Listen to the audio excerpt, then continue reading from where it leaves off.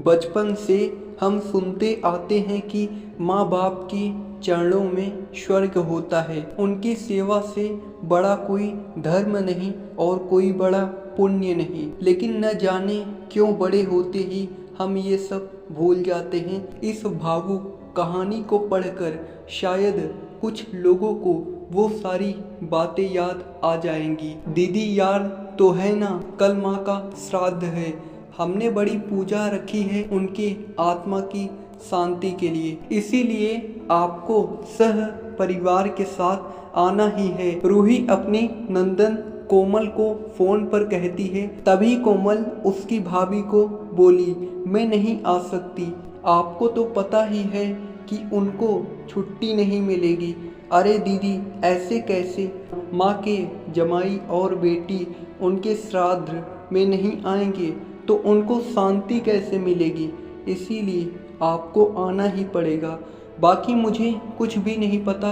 इतना बोलकर रूही ने फ़ोन रख दिया। इधर कोमल पुरानी यादों में खो गई। जब उसके पापा की मृत्यु हो गई थी तभी कोमल अपने मायके गई हुई थी। कोमल को माँ बोली, बेटा तुम्हारे पापा मुझे छोड़कर अकेले ही चले गए, पता नहीं अब किसके आधार पर छोड़कर गए। माँ कोमल के गले लगकर रो रही थी। तब कोमल बोली, यह सब लोग तो है ना, भैया भाभी और बच्चे, तो चिंता क्यों करती हो। कोमल कई दिनों तक अपनी माँ के पास रहकर आई थी, लेकिन हमेशा ज़्यादातर फ़ोन पर बोलना होता था। कभी कॉल पर तो कभी वीडियो कॉल पर बोलना होता था। बेटा क्या बनाया तूने। एक दिन माँ ने वीडियो कॉल पर पूछा, माँ आलू की सब्जी और रोटी बनाई है। कोमल ने जवाब दिया। माँ बोली, अरे वाह। सब्जी का नाम सुनते ही माँ की आंखों में एक अलग ही चमक देखने के मिली जो कोमल को दिखी। तभी कोमल माँ को बोली, माँ तुम्हें खाने का मन हो रहा होगा तो भाभी को बोलो बना कर दें। कोमल हंसते हुए माँ से बोली। तभी माँ बोली, नहीं नहीं, अब इस उम्र में आलू कच्चा पचते हैं। मैं तो ऐसे ही बोल रही थी। जब तुम्हारे पापा हुआ करते थे तब बहुत बार बनाती थी। भाभी का तो नाम लेते ही जैसे माँ की आंखों की चमक गायब सी हो गई। माँ ने कॉल रख दिया। माँ को क्या हो गया, ऐसे क्यों बोल रही थी। वह सब ठीक तो होगा ना। कोमल अपने आप से बातें कर रही थी। ऐसे बहुत बार खाने की बातों पर बातचीत होने पर माँ की आंखों का भाव बदल जाता, लेकिन ऐसा क्यों था वो समझ नहीं पाई। लेकिन इसके पीछे का राज उसके समझ में आया जब वह छुट्टियों में 2 दिन के लिए मायके गई थी। एक दिन कोमल माँ के कमरे में माँ के साथ गपशप कर रही थी। तभी दीदी खाना खाने चलो।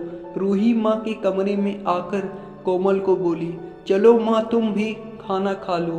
कोमल उठते उठते हुए बोली, अरे दीदी नहीं नहीं, माँ को क्यों तकलीफ देना, वह यहीं पर ही खाना खा लेगी, आप चलो। रूही बोली, लेकिन भाभी, लेकिन कुछ नहीं, दीदी आप चलो। माँ के घुटनों में दर्द होता है, इसीलिए माँ कमरे में ही खाना खाती हैं। रूही स्पष्ट रूप से बोलती है, तो फिर भाभी मेरा भी खाना यहीं पर लाओ, हम दोनों साथ में खाना खाएंगे, ऐसे कोमल अपने भाभी को कहती है। इस पर रूही कुछ नहीं बोल पाई, लेकिन कोमल को साफ तरीके से समझ में आ गया कि रूही को यह सब पसंद नहीं आया। वह चुपचाप वहाँ से निकल गई और थाली में पूरी सब्जी, रायता, अचार लेकर आई और माँ के लिए खिचड़ी। माँ यह क्या है, तुम यह सब नहीं खाने वाली हो क्या, कोमल माँ को बोली। उतने में ही रूही बोली, अरे दीदी, माँ को यह सब हजम होता ही नहीं, इसीलिए मैं उनको खिचड़ी और दाल ही देती हूँ। इतना बोलकर रूही वहाँ से निकल गई। माँ ने अपनी प्लेट उठाई पर माँ का ध्यान कोमल की प्लेट पर ही था। यह देख कोमल सुन ही पड़ गई। उसने माँ के मुंह में एक पूरी का निवाला डाला, लेकिन माँ ने मना कर दिया। तब कोमल ने अपनी माँ की आंखों में वही भाव देखा था जो वीडियो कॉल पर देखा था। पता नहीं भाभी का डर था या लड़की के निवाले का मोह था। तब भी कोमल ने पूरा खाना माँ को खिलाया और खुद खिचड़ी खाने लगी। 2 दिन कोमल वहीं पर थी और कोमल माँ को उसकी प्लेट का खाना खिलाती और खुद खिचड़ी खाती। ऐसे 2 दिनों तक चला। माँ के बहुत मना करने के बाद भी कोमल मात्र जिद में माँ को खाना खिलाती थी। वह बोली, भैया मैं कुछ दिनों के लिए माँ को अपने घर ले जाती हूँ। घर जाने से पहले कोमल ने अपने भाई तमन्नी को पूछा। वह बोला, क्या तुम्हारा दिमाग खराब हो गया है? लोग क्या कहेंगे? बेटा माँ को तकलीफ देता होगा, इसीलिए माँ अपनी बेटी के घर रहती है। तमन्नी गुस्से में बोला, अरे बाबा सही तो बोल रहा है, वह माँ बेटी के घर जाती है क्या भला? तू आराम से जा अपना घर, मेरी चिंता मत कर, मैं यहाँ खुश हूँ। बेटे की बातें सुनकर माँ बोली। कोमल ने बहुत जिद की, लेकिन माँ बेबस थी। कोमल उदास मन से अपने घर वापस आई। कुछ दिनों बाद खबर आई कि माँ अब नहीं रही। इस खबर ने सब कुछ खत्म कर दिया था। कोमल को पता था कि माँ कितनी तकलीफ से गुजरी, लेकिन माँ को दूसरा लड़का नहीं था बल्कि एक लड़की थी, इसीलिए वह कुछ नहीं कर सकती थी। कोमल अकेले ही माँ के श्राद्ध में आई। आज माँ के श्राद्ध में 56 तरह के भोग बनाए गए। सब लोग मज़े से खा रहे थे। लोगों ने रूही और तमन्नी की वाहवाही करने में कोई कसर नहीं छोड़ी। दुनिया में सबसे अच्छा बेटा और सबसे अच्छी बहू कह रहे थे उन्हें। माँ के गुजर जाने के बाद इतना विचार कर रहे हैं तो माँ जिंदा थी तब कितनी सेवा की होगी दोनों ने। कोमल दुखी होकर माँ की तस्वीर की तरफ देख रही थी।